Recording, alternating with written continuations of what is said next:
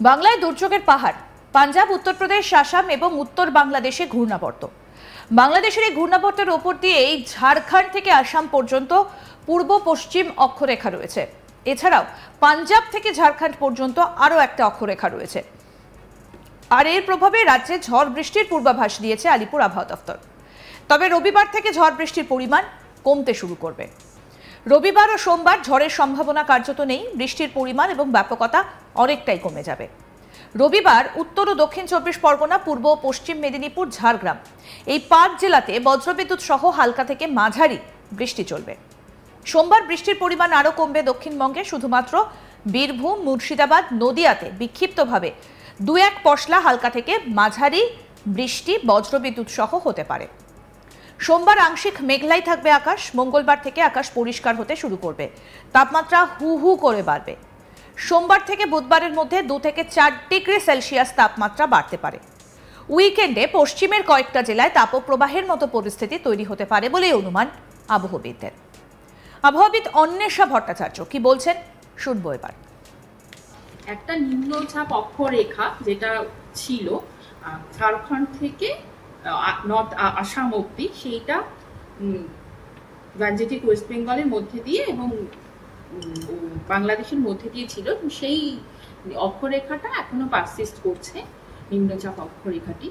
এটা মোটামুটি ভূপৃষ্ঠ থেকে 0.9 কিলোমিটার উচ্চতায় রয়েছে। এর সঙ্গে আরেকটা যে সার্কুলেশন বা ঘূর্ণাবর্ত রয়েছে নর্থ বাংলাদেশে, সেটাও রয়েছে।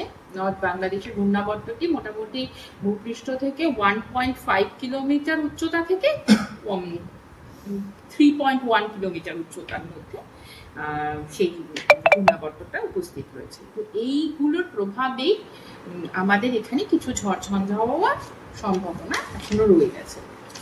আজকে আমরা যেটা মনে করছি যে পুরো গ্যাঞ্জেটিক ওয়েস্ট বেঙ্গলে মানে দক্ষিণবঙ্গে কিছু কিছু জায়গায়, প্রত্যেকটি জেলারই কিছু কিছু জায়গায় বৃষ্টির সম্ভাবনা আছে। এর মধ্যে দমকা হাওয়া, যার গতিবেগ আশা করা যাচ্ছে 40 থেকে 50 কিলোমিটার পার আওয়ার, এবং বজ্র বিদ্যুৎ সহ বৃষ্টির সম্ভাবনা রয়েছে ইস্ট ওয়েস্ট মিদনাপুরে। এই জেলাতে তার জন্য কমলা সতর্কতা বার্তা জারি করা হয়েছে। এছাড়াও দমকা হাওয়া 30 থেকে 40 কিলোমিটার গতিবেগে এবং বজ্র বিদ্যুৎ সহ বৃষ্টির সম্ভাবনা রয়েছে বাঁকুড়া, হুগলি, হাওড়া, ঝাড়গ্রাম, নর্থ সাউথ 24 পরগনা এবং নদিয়াতে।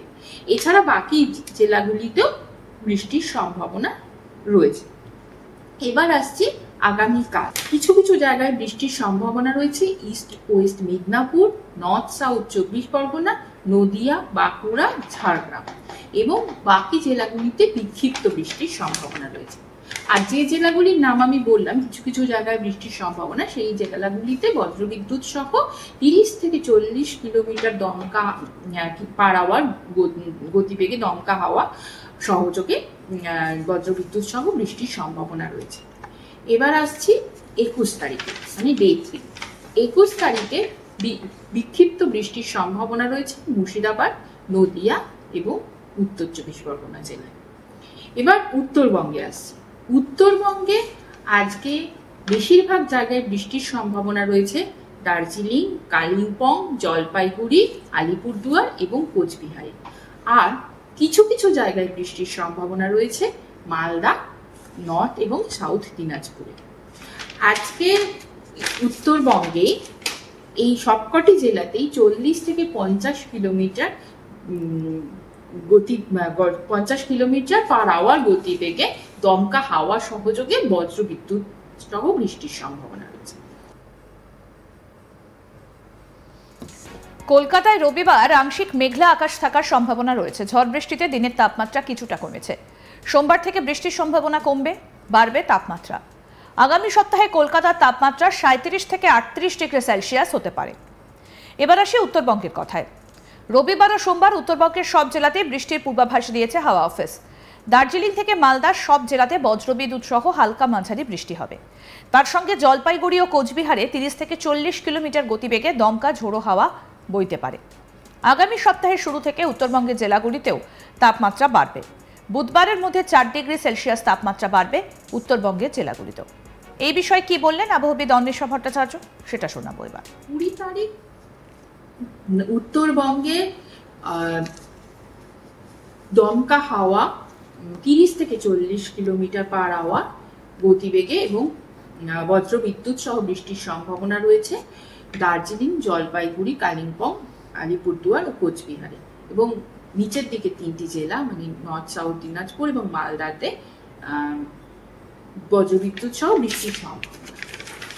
এরপরে এই একই রকম সম্ভাবনা 21-22 তারিখেও রয়েছে, একই রকম বৃষ্টির সম্ভাবনা জেলা ভিত্তিক ভাবেও একই রকম। এরপরে আসছি কলকাতা এবং পার্শ্ববর্তী অঞ্চলের পূর্বাভাসে। কলকাতা এবং পার্শ্ববর্তী অঞ্চলে আজকে সামান্য বৃষ্টির সম্ভাবনা, হালকা থেকে মাঝারি বৃষ্টির সম্ভাবনা রয়ে গেছে। আর কালকে সকালে ন্যূনতম তাপমাত্রা থাকার সম্ভাবনা 25 ডিগ্রি সেলসিয়াসের কাছাকাছি, এবং আজকে সর্বোচ্চ তাপমাত্রা থাকার সম্ভাবনা 33 ডিগ্রি সেলসিয়াসের কাছাকাছি। এর মধ্যে কি কোনো হিটওয়েভের সতর্কতা থাকছে জেলাগুলোতে, মানে পশ্চিমের জেলাগুলোতে, বা এই বৃষ্টিটা কমে যাওয়ার ফলে কি তাপমাত্রা বাড়তে থাকবে? তাপমাত্রা বাড়তে থাকবে, কিন্তু হিটওয়েভের কোনো সম্ভাবনা এক্ষুনি আমরা দেখছি না। তাপমাত্রা অবশ্যই বাড়বে, যেহেতু এই যে ঝড় ঝঞ্ঝার ফলে টেম্পারেচার অনেকটা কমে গেছে।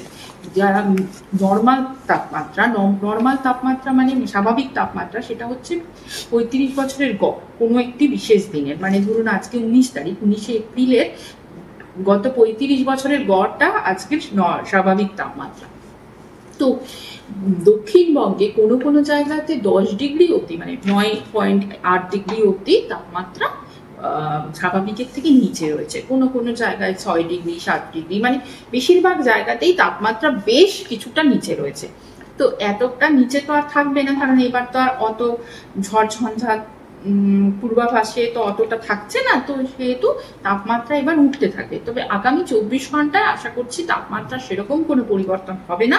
তারপর থেকে আগামী 4 দিনের মধ্যে 4 ডিগ্রি থেকে 6 ডিগ্রি সেলসিয়াস তাপমাত্রা, দিনের তাপমাত্রা মানে সর্বোচ্চ তাপমাত্রা বৃদ্ধি পাবে বলে পূর্বাভাস দেওয়া হয়েছে। আপেক্ষিক আর্দ্রতার পরিমাণটাও কি কিছুটা বাড়বে? মানে এই অস্বস্তিটা আজকে যেরকম এই মুহূর্তে দাঁড়িয়ে একটা অস্বস্তি রয়েছে, যদিও হালকা হাওয়া চলছে, এইটা আস্তে আস্তে যেহেতু তাপমাত্রা বাড়বে, সেহেতু এই টেম্পারেচারটা বেড়ে গেলে তার আপেক্ষিক আর্দ্রতা ধরার ক্ষমতাও সাথে সাথে বাড়তে থাকে। তো সেক্ষেত্রে মানে অস্বস্তিটা কমবে হয়তো। আরো আপডেট পেতে দেখতে থাকুন আজ তাক বাংলা। সাবস্ক্রাইব করুন, নোটিফিকেশন পেতে বেল বাটন অপশন প্রেস করুন, হোয়াটসঅ্যাপেও ফলো করুন আজ তাক বাংলা।